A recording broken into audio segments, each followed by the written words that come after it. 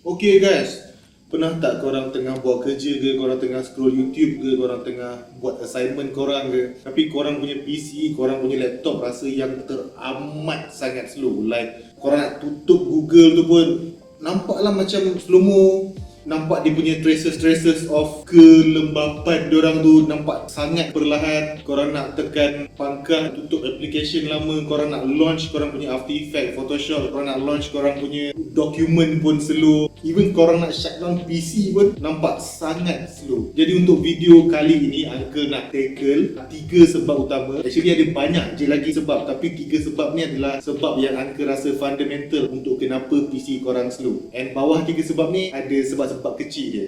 Jadi untuk sebab pertama kenapa PC korang slow ataupun kenapa PC korang lembab adalah sama ada PC korang ataupun laptop korang dah upgrade SSD ataupun belum. Jadi bagi PC yang belum ada SSD memang akan perlahan sebab transfer speed ataupun write speed ataupun read speed pada HDD hard disk drive, which is drive yang berpusing, spinning drive dalam 120 ke 150 MB per second sahaja. Kalau dikomparekan dengan SSD punya writing minimum speed, paling slow SSD boleh pergi pun 550 MB per second. Jadi kenapa korang nak kena upgrade SSD? Sebab sebagai contoh korang nak buka application, bila korang nak buka application, Windows baca as read the application. Jadi kalau korang punya read speed korang slow, jadi perlahan lah korang nak buka application tu. Tapi kalau korang punya SSD read speed laju 550, 2100 MB per second korang punya read speed, lajulah korang buka apps tu. Jadi SSD dan HDD adalah faktor utama. Jadi kalau korang sukakan video yang Uncle buat ni, jangan lupa like, share, komen dan subscribe. Tolong Uncle naikkan engagement, tolong Uncle naikkan follower. Dan kita jumpa pada episod akan datang.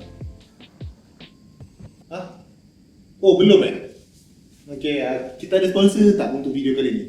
Tak ada. Tengok.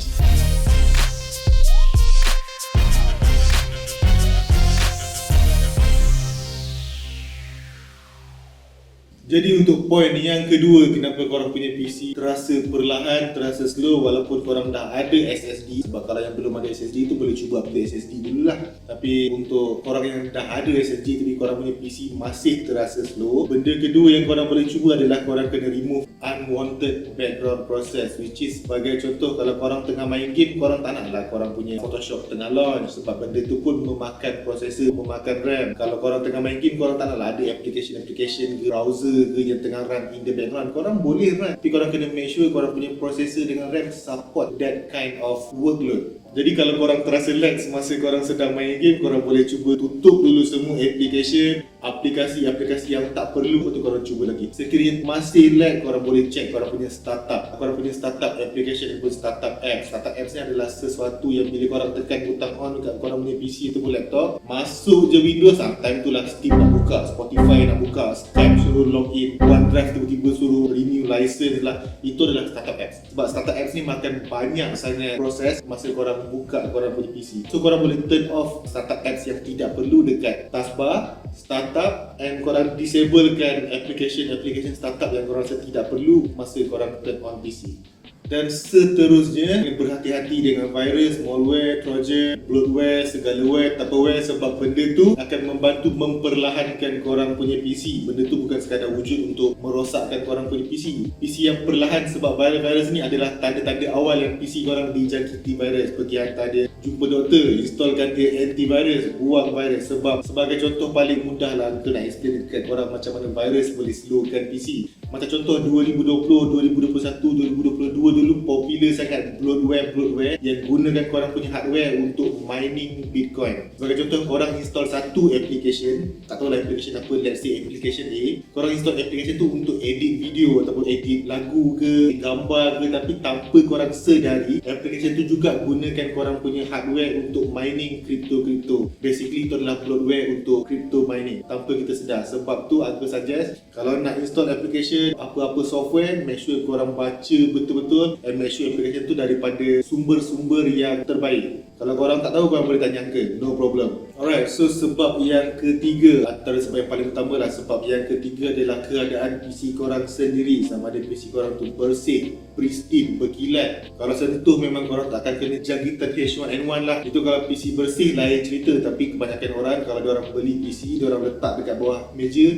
lupakan bertahun-tahun lama, diorang hanya reti on sahaja. So korang jangan jadi orang seperti itu. Korang kena make sure PC korang dalam keadaan bersih. Kenapa kita kena make sure PC dalam keadaan bersih? Kita nak make sure kipas dia punya ventilation depan tu clear, supaya udara boleh masuk dengan mudah. Kita kena make sure juga heatsink ataupun CPU cooler korang tu berada dalam keadaan clear, tak ada tersumbat habur ke apa ke, sebab benda tu akan effect korang punya thermal performance korang punya CPU. And bila CPU korang dah panas, sebab korang punya CPU cooler tak dapat nak menyejukkan CPU korang punya CPU akan start thermal throttling. Sebab tu kalau korang perasan, kejap-kejap laju, kejap-kejap slow, kejap laju, kejap slow. Kalau contoh paling mudah, kalau korang tengah main game, ada 5 saat korang punya FPS tinggi, korang main game smooth, tiba-tiba turun sampai 30-20 FPS. Sebab itu korang punya processor akan underclock, akan tidak turbo boost. So untuk make sure korang punya processor sentiasa berada dalam fasa turbo boost, untuk ensure korang punya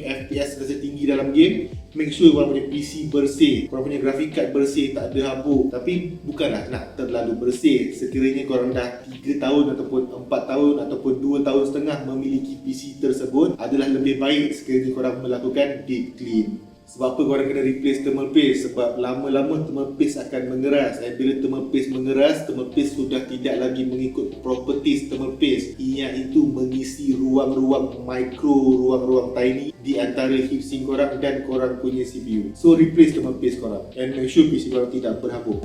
Okay, jadi kalau korang dah cuba ke semua solution yang Uncle kasih di ke atas, tapi korang punya PC masih terasa slow, masih terasa laggy, tidak seperti dahulu, korang kena resort kepada last solution ni lah, iaitu upgrade korang punya PC. Sebab apa korang kena upgrade korang punya PC? Sebab sebagai contoh, dulu korang dah beli top of the line punya gaming spec, tapi kenapa sekarang slow? Sebab dulu korang beli top of the line kan. Korang kena ingat, game setiap masa akan update. Windows 10 ataupun Windows 11 korang tu sendiri pun akan update. Makin lama requirement makin tinggi. Sebagai contoh yang paling mudah, game terbaru sekarang ni Forspoken memerlukan 8GB of video memory. Dulu kita rasa GTX 1050 Ti dengan 4GB VRAM tu pun dah wow, dah gila dah.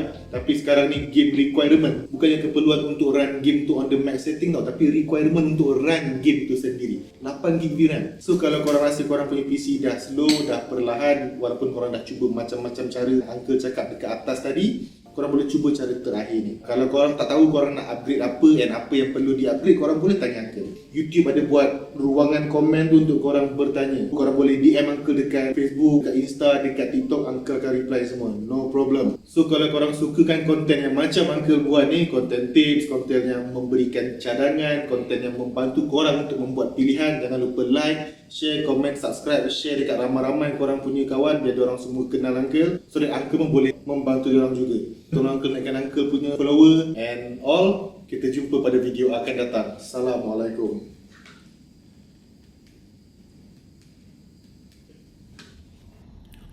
Jadi di sini Uncle nak buat satu confession bahawa Uncle ada membuka sebuah bisnes di bawah nama CTRL PC, di mana Uncle akan membantu korang dalam usaha merealisasikan PC impian korang. Korang boleh tanya Uncle spek, quotation dan harga, Uncle akan kasih semua, hulur semua direct ke korang punya DM. Jangan risau, dan kalau korang memerlukan bantuan dalam membersihkan PC, deep cleaning, dust cleaning, segala macam cleaning, tukar casing, upgrade PC, jangan segan, jangan silu, korang boleh contact je Uncle. Uncle kasih quotation cun-cun punya.